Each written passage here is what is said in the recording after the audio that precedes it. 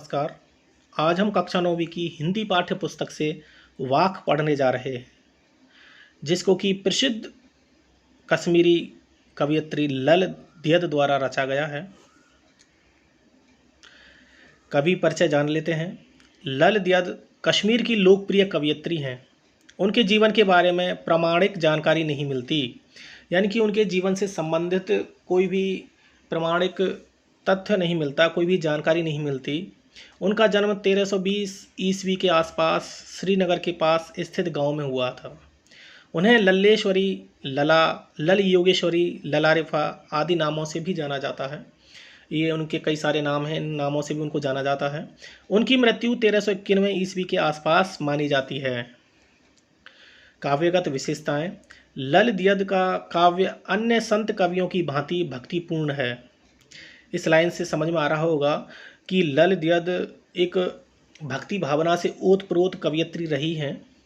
जिस तरह हिंदी में कबीर के दोहे, मीरा के पद, तुलसी की चौपाई और रसखान के सवैये प्रसिद्ध हैं, उसी तरह लल दियद के वाक प्रसिद्ध हैं। अपने वाकों के जरिए उन्होंने जाति और धर्म की संकीर्णताओं से ऊपर उठकर भक्ति के ऐसे रास्ते पर चलने पर जोर दिया जिसका जुड़ाव जीवन से हो। उन्होंने धार्मिक आडंबरों का विरोध किया और प्रेम को सबसे बड़ा मूल्य बताया। भाषा शैली। लोक जीवन के तत्वों से प्रेरित लल दियद की रचनाओं में तत्कालीन पंडिताऊ भाषा संस्कृत और दरबार के बोझ से दबी फारसी के स्थान पर जनता की सरल भाषा का प्रयोग हुआ है। इस लाइन में आया है पंडिताऊ भाषा संस्कृत। उस जमाने में संस्कृत भाषा मुख्य होती थी। जो पंडित लोग होते थे, जो अपने शास्त्र ग्रंथ लिखते थे, वो संस्कृत भाषा का ही प्रयोग करते थे। और उस वक्त जो दरबार में भाषा का प्रयोग किया जाता था, वो फारसी भाषा का अधिकतर प्रयोग किया जाता था। तो इस लाइन में आया है कि जनता की सरल भाषा का प्रयोग हुआ है।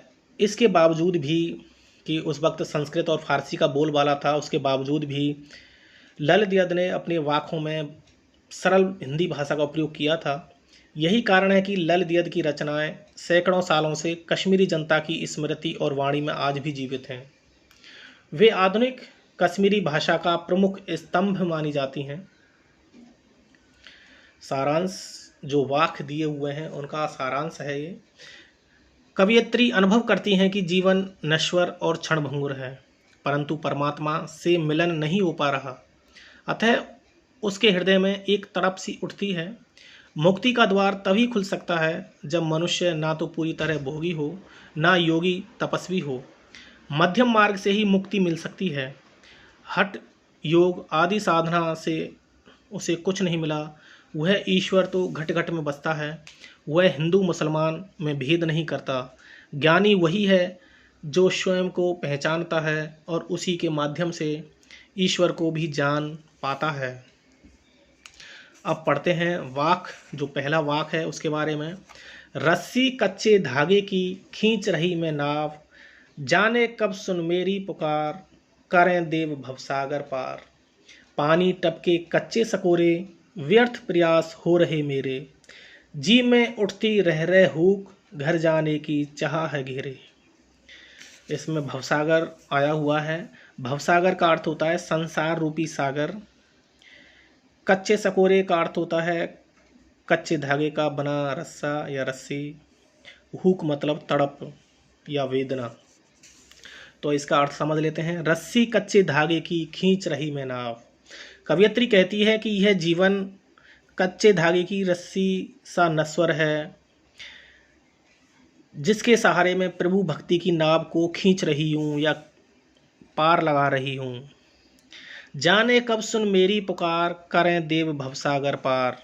आगे कवयित्री कहती हैं कि न जाने मेरे देव मेरी पुकार कब सुनेंगे, न जाने कब सुन मेरी पुकार कब सुनेंगे, करें देव भवसागर पार, और मेरा जो बेड़ा है वो पार कर देंगे। ये जो संसार रूपी समुद्र है, संसार रूपी सागर है, इसको पार कर देंगे। कवयित्री कहती हैं यह जीवन कच्चे धागे की रस्सी सा नश्वर है, यानी कि क्षणभंगुर है, नष्ट होने वाला है। ये जो जीवन है ये कच्चे धागे की रस्सी सा नष्ट होने वाला है, नश्वर है, खींच रही मैं नाव, जिसके सहारे मैं अपनी नाव को खींच रही हूँ, प्रभु भक्ति की नाव को खींच रही हूँ, खेप कर रही हूँ, यानी कि पार लगा रही हूँ। जाने कब सुन मेरी पुकार, करें देव भवसागर पार। ना जाने मेरे देव मेरी पुकार कब सुनेंगे और संसार रूपी सागर से बेड़ा कब पार करेंगे, कब मुझे निकालेंगे, संसार रूपी सागर से कब मुझे निकालेंगे। पानी टपके कच्चे सकोरे, व्यर्थ प्रयास हो रहे मेरे। आगे कवयित्री कहती हैं, पानी टपके कच्चे सकोरे। कच्चे सकोरे का अर्थ बताया था, कच्चे धागे का बना रस्सा। कच्चे धागे से बनी रस्सी पर पानी की एक एक बूंद नित्य गिर रही है, रोजाना गिर रही है। व्यर्थ प्रयास हो रहे मेरे, यानी कि कच्चे धागे से बनी रस्सी पर पानी की एक एक बूंद रोजाना गिर रही है, प्रतिदिन गिर रही है। अर्थात समय बीतता जा रहा है, मृत्यु समीप आती जा रही है, और जो प्रभु मिलने के जो मेरे प्रयास हैं, व्यर्थ प्रयास हो रहे मेरे। ईश्वर से मिलने के जो मेरे प्रयास हैं वो व्यर्थ हो रहे हैं, बेकार जा रहे हैं। जी में उठती रह रहे हो, जी मतलब हृदय, मेरे हृदय में रह रह कर तड़प उठ रही है। हुक मतलब तड़प, मिलने की इच्छा। मेरे हृदय में रह रह कर एक तड़प उठती है, घर जाने की चाह है घेरे, कि मैं कब अपने प्रभु से मिलूंगी, कि मैं अपने कब घर पहुंचूंगी। घर मतलब परमात्मा का जो लोक है, वहाँ पर मैं कब पहुंचूंगी। मेरे हृदय में रह रह कर एक तड़प उठती है कि मैं कब अपने प्रभु से मिलूंगी।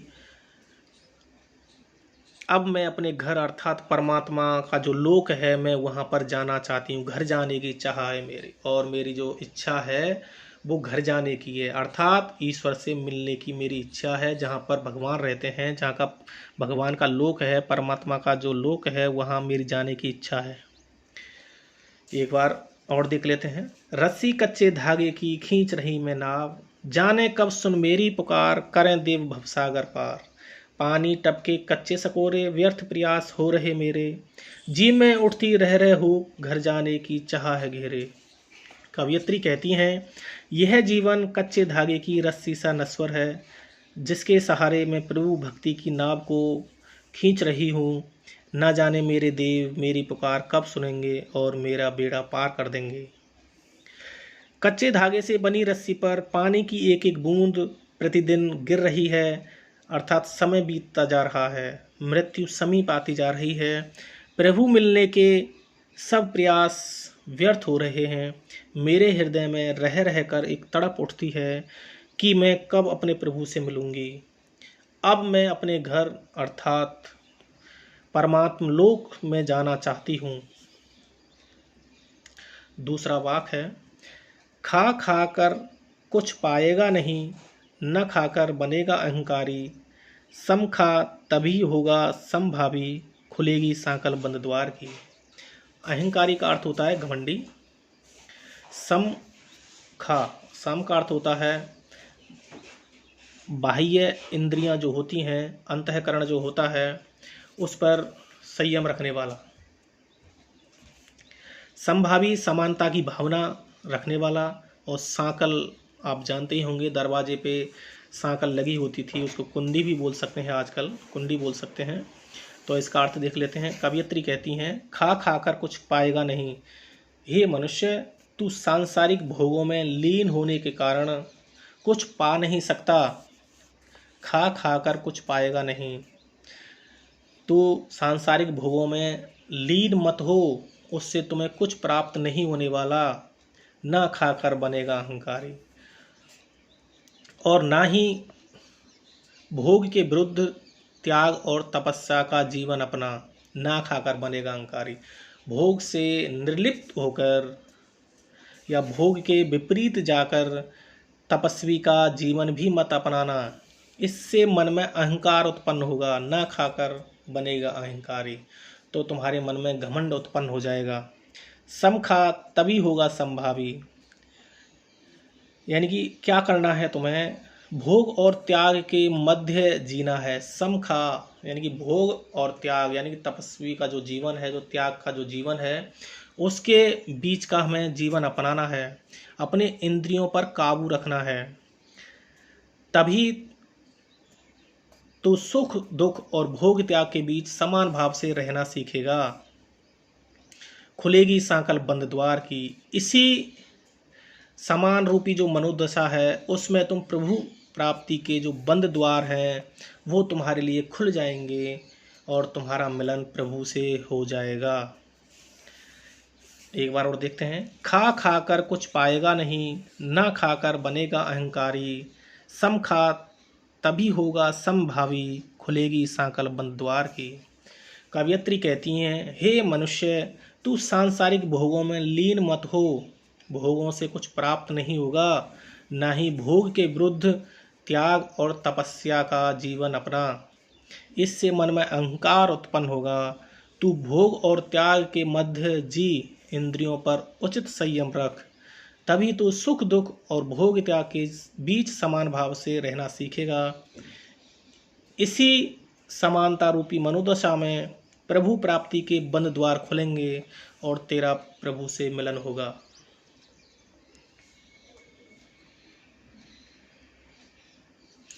आई सीधी राह से गई न सीधी राह, सुसुम से तू पर खड़ी थी बीत गया दिन आह। जेब टटोली कौड़ी न पाई, माझी को दूं क्या उतराई। सुषुम सेतु, सुषुम सेतु का अर्थ है सुषुम्ना नाड़ी के मध्य का जो स्थान होता है उसको सुषुम सेतु कहा गया है।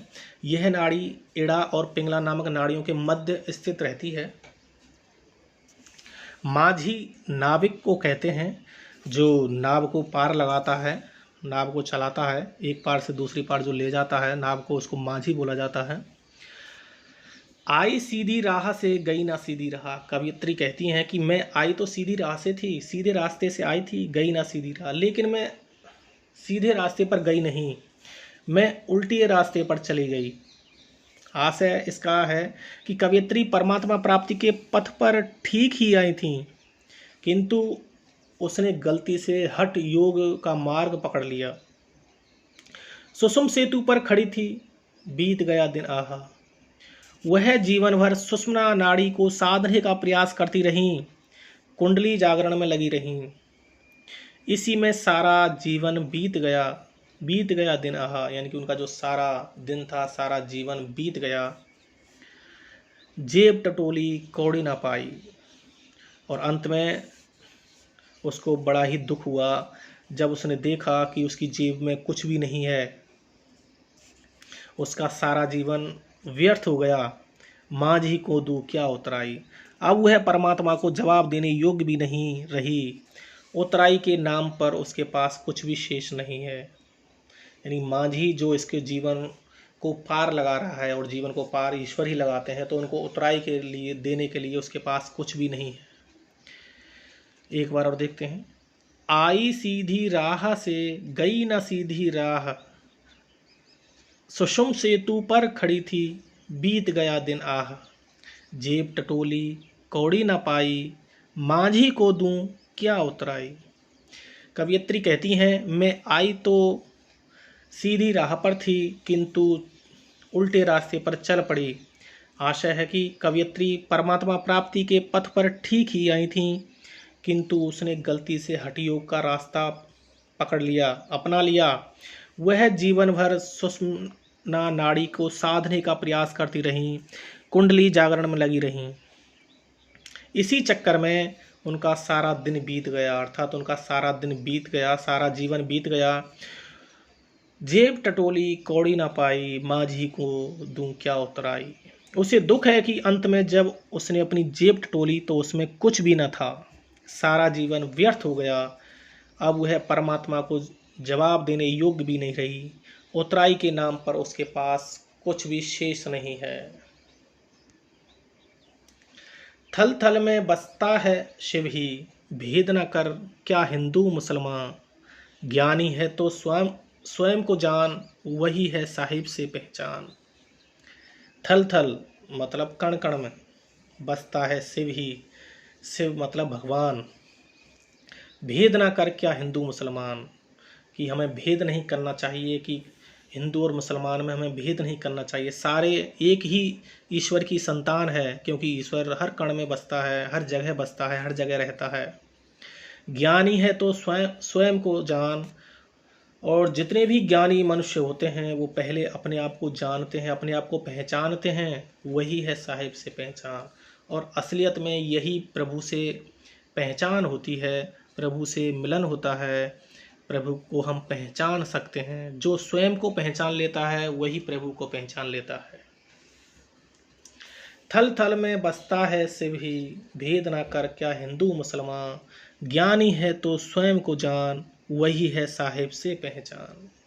कवयित्री कहती हैं कि वह परमात्मा कण कण में बसता है, हर जगह विद्यमान रहता है, इसलिए हिंदू हो या मुसलमान हो, उसे अपनाने में किसी को भेदभाव नहीं करना चाहिए। हमें हिंदू और मुसलमान में किसी के प्रति कोई भेद नहीं करना चाहिए। कवयित्री ज्ञानी मनुष्य को संबोधित करती हुए कहती हैं, ज्ञानी है तो स्वयं को जान, कि हे ज्ञानी, अगर तुम सच्चे ज्ञानी हो तो पहले स्वयं को पहचानो, स्वयं को जानो, अपने आत्म रूप को पहचानो। आत्मा से ही परमात्मा को जाना जा सकता है, वही है साहिब से पहचान। और जब तुम अपने आप को पहचान जाओगे, जान जाओगे, तो ईश्वर को भी तुम समझ सकते हो, समझ जाओगे। धन्यवाद।